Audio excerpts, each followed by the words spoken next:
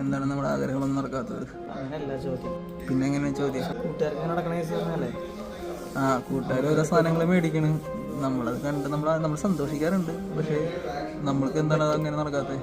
നമ്മൾ ആഗ്രഹിക്കാത്തതുകൊണ്ട്. എന്താഗ്രഹിക്കാത്തതുകൊണ്ട്? അത് വേണമെന്നുള്ളത് നമ്മൾ ആഗ്രഹിക്കുന്നില്ല. നമ്മൾ ആഗ്രഹം കുറച്ച് നേരത്തേക്ക് മാത്രം ഉണ്ടാവുള്ളൂ. അതിൻ്റെ പ്രശ്നമാണ്. ജീവിക്കാൻ പറ്റില്ല. എന്നിട്ട് മരിച്ചില്ലേ?